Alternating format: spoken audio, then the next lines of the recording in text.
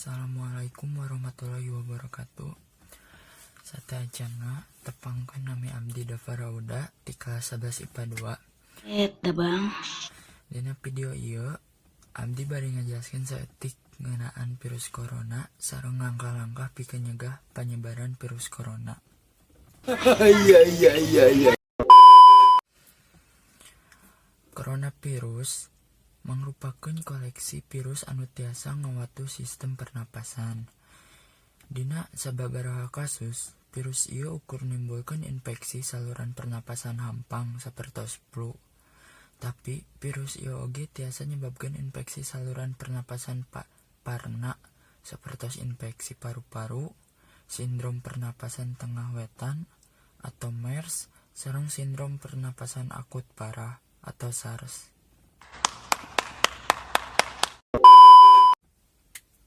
Infeksi virus ieu disebut COVID-19. Sareng munggaran kapanggih di kota Wuhan, Cina dina akhir Desember 2018. Virus ieu sumebar gancang sareng nyebarkeun ka daerah sanes di Cina sareng ka sababaraha nagara kalebet ka Indonesia.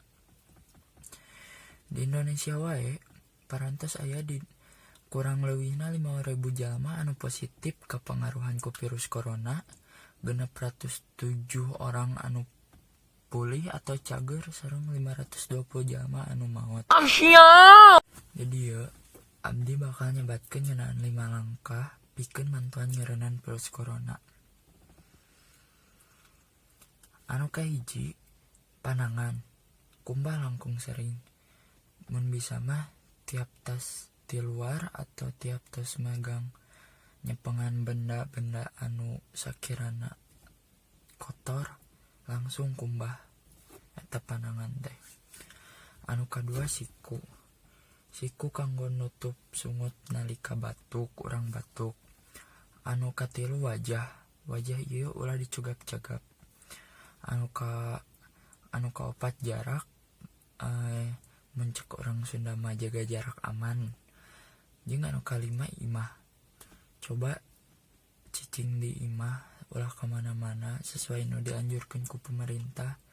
Urang kudu cicing di imah, ai teu perlu teuing mah lah kemana atuh. Komo nu gaduh ka bogoh mah ulah ka apelnya kewe mun tos teu aya virusna tos kabur. Lah bocah, ngapa ya?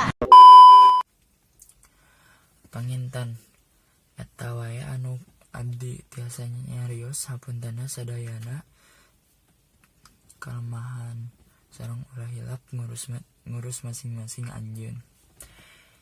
Stay safe barudak. Enggalna Mang Bumi abdi. Assalamualaikum warahmatullahi wabarakatuh.